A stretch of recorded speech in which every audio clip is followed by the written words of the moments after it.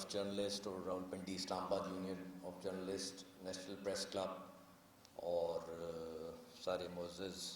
لوگ جو بیٹھے ہوئے ہیں، اعجاز الحق صاحب، حامد میر صاحب، ان سب کا بہت، اور آپ سب لوگوں کا بھی بہت شکر گزار ہوں۔ مجھے پوری طرح اندازہ ہے کہ آج کل حالات، یہ جو بیماری پھیلی ہوئی ہے اس کی وجہ سے بڑی مشکل ہیں، اور کافی ایڈوائز ہوتا ہے کہ اس طرح کی گیدرنگ کو اوائڈ کیا جائے۔ اس کے باوجود اتنے لوگوں کا آنا، میں آپ لوگوں کا بہت شکریہ ادا کرتا ہوں۔ تو میں بریفلی میں زیادہ ٹائم نہیں لوں گا۔ میرے والد جب جب انڈیا سے مائگریٹ کر کے پاکستان پہنچے تو وہ بہت نوعمر تھے، اور انہوں نے اپنی زندگی کا آغاز جو ہے نا وہ محنت مزدوری سے کیا۔ یہ سارے واقعات انہوں نے ہمیں خود ہی سنائے ہیں۔ اخبار فروشی بھی کی، بلکہ کہیں گیٹ کیپری بھی کرتے رہے، ٹھیک ہے، اور پھر بہت سارے ایسے مینول کام انہوں نے کیے۔ تو اخبار فروشی سے ہی وہ صحافت کی طرف پھر بعد میں آئے ہیں، اور پھر جو ان کا صحافت کا سفر ہے، میرا خیال ہے کہ آپ لوگ مجھ سے زیادہ واقف ہیں ان سے اس بارے میں۔ اور جس طرح یہاں پر میاں منیر صاحب یہ بھی ذکر کر رہے تھے کہ واقعی یہ تو ہمیشہ ہم ان سے سنتے تھے کہ پاکستان اور اسلام یہ لازم و مظلوم ہیں، یہ ایک ساتھ، یہ دونوں ایک ساتھ چلتے ہیں۔ وہ مطالعے کے بہت بیحد شوقین تھے، مطلب میں نے کبھی بھی انہیں فارغ ٹائم میں یا تو کوئی کتاب یا کوئی رسالہ یا کچھ نہ کچھ پڑھتے رہتے تھے، بلکہ اپنے آخری دنوں میں کیونکہ وہ تھوڑے کافی ویک ہو گئے تھے تو اخبار، وہ کہتے تھے کہ میں اخبار پڑھ نہیں سکتا تو مجھے پڑھ کے سناؤ، تو یا تو میری بیٹیاں یا میری مسز یا میں بھی کبھی کبھی انہیں وہ اخبار پڑھ کے سناتا تھا۔ اور وہ پولیٹیکلی اویئرنیس، مطلب ملکی حالات اور پولیٹیکل حالات سے، مطلب till the last day of his death he kept himself abreast. اور وہ اپنے گرینڈ چلڈرن کی کمپنی جو ہے نا وہ بہت انجوائے کرتے تھے، بلکہ وہ ہمیشہ ان کے ساتھ نا میں کہوں گا کہ he was always partner to the crimes. ان کے ساتھ بچوں کے ساتھ کوئی جنک فوڈ کھانا ہے تو وہ ہاں جی برگر بھی کھا رہے ہیں، پیپسیاں بھی پی رہے ہیں، اس طرح کی وہ، مطلب he was a very happy man, اور وہ he died a very happy satisfied man, میں یہی کہوں گا۔ تو اور اس کے بعد جب میں فوج میں جانے کا مجھے جب بہت شوق تھا تو وہ اس کے بہت سخت حامی تھے، لیکن ہمیشہ مجھے یہ کہتے تھے کہ آپ نے فوج میں فائٹنگ آرمز میں جانا ہے، جو آگے فرنٹ لائن پہ لڑتے ہیں، نہ کہ پیچھے والی جو فوج ہے۔ اور جو آرمی کی بھی انہیں جو ہے نا پنجاب ریجمنٹ انہیں بڑی پسند تھی، کیونکہ وہ پنجاب ریجمنٹ کا وہ آپ نے دیکھی ہوگی گرین سی بیرٹ ہوتی ہے اور وہ پون سا ایک لگا ہوتا ہے اس کے اوپر، تو وہ کہتے تھے کہ آپ نے اس میں جانا ہے۔ تو پھر میں بڑا خوش قسمتی کہ میں پھر پنجاب ریجمنٹ میں ہی گیا، اور میری جب پروموشن ہوئی ایز اے لیفٹیننٹ کرنل تو انہوں نے مجھے، میری پھر پوسٹنگ ہو گئی لائن آف کنٹرول میں۔ کشمیر کا بڑا مشکل ایریا تھا، حالانکہ اس وقت میں جی ایچ کیو میں پوسٹڈ تھا، تو تھوڑی سی آپشن ہوتی ہے کہ I would have continued in G H کیو،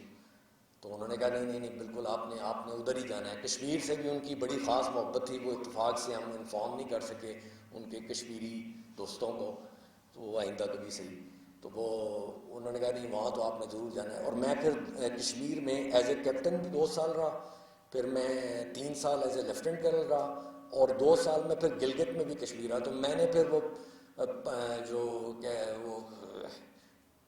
پاکستان کا جو بارڈر ہے لائن آف کنٹرول کے ساتھ ساتھ ٹل اینڈ آف کشمیر، وہ میں نے سارا سیاچین سمیت ان کی، وہ اس بات پہ ہمیشہ بڑا فخر کرتے تھے کہ آپ نے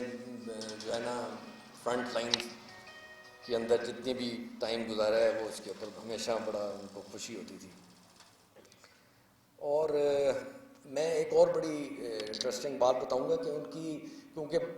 جنرلی ان کا امپریشن یہ ہے کہ وہ بڑے ہارڈ لائن اپنے نظریے کے ساتھ تھے، اور لیکن ان کی وفات کے بعد، اور ان کی زندگی کا بھی میں ابھی آپ کو ایک واقعہ سناؤں گا کہ ان کی وفات کے بعد ان کے دوستوں، محبت کرنے والے، جاننے والوں نے تو بہت آئے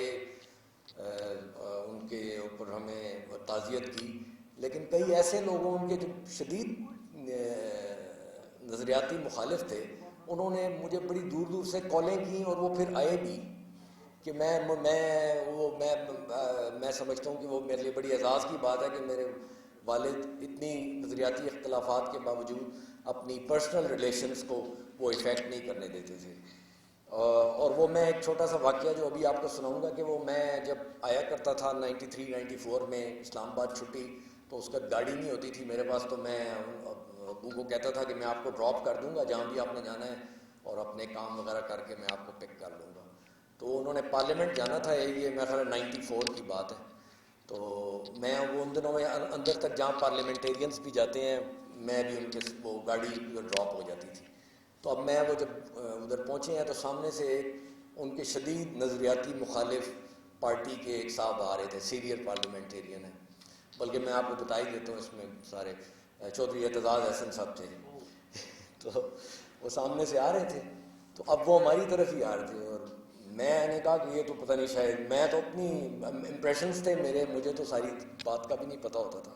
تو میں نے کہا شاید یہ تو اب اسلام کو آپ ہی نہیں لیں گے. لیکن وہ جیسے ہی اترے تو دونوں بغل گیر ہوئے اور اس کے بعد وہ حامد میر صاحب نے, یہ اعتزاز احسن صاحب نے اس طرح ان کے کندھے میں ہاتھ رکھا اور یار سعود صاحب سانو تنگ کرنا چھڈ دیو تسی, ٹھیک ہے. تو وہ باقی وہ ایک شعر ان کے لیے جو مجیب الرحمان شامی, وہ بھی ہمارے بزرگ ہیں, بلکہ وہ لاہور سے جب یہ نماز جنازہ کا ٹائم صبح ارلی ہم نے وہ رکھا بھی ذرا جلدی تھا, اس لیے بھی کئی لوگ پارٹیسپیٹ نہیں کر سکے, اور اس کی وجہ بھی یہی ساری جو حالات ہیں یہی تھا. کئی لوگ مجھے انہوں نے ریکویسٹ بھی کہ اس کو لیٹ کریں, آپ عصر کے وقت کریں, ہم آنا چاہتے ہیں. تو میں نے کہا نہیں, یہ آپ دعا کریں ان کے لیے, ہم زیادہ بڑی گیدرنگ آپ لوگوں کی حفاظت اور سب کی حفاظت کے لیے نہیں کرنا چاہتے. تو وہاں شامی صاحب اس کے باوجود کراچی سے چل گئے. میں نے انہیں کہا بھی کہ جی آپ نہ آئیں, انہوں نے کہا نہیں یہ آپ کا اس سے کوئی تعلق نہیں ہے, آپ مجھے کوئی ایڈوائز, میں آپ کی سننے کا روادار نہیں ہوں. تو وہ شامی صاحب نے ان کے لیے اس دن ایک شعر پڑھا ہے, اور میرا خیال ہے یہ بھی ان کی زندگی کا خلاصہ ہی ہے کہ مفاہمت نہ سکھا جبر ناروا سے مجھے, میں سر بکف ہوں لڑا دے کسی بلا سے مجھے. اور یہ ایک اور شعر بھی ہے, نہ رہا جنون رخ وفا یہ رسن یہ دار کرو گے کیا, جنہیں جرم عشق پہ ناز تھا وہ گناہ گار چلے گئے. بس میں یہی بات پہ کام کرتا ہوں. Thank you.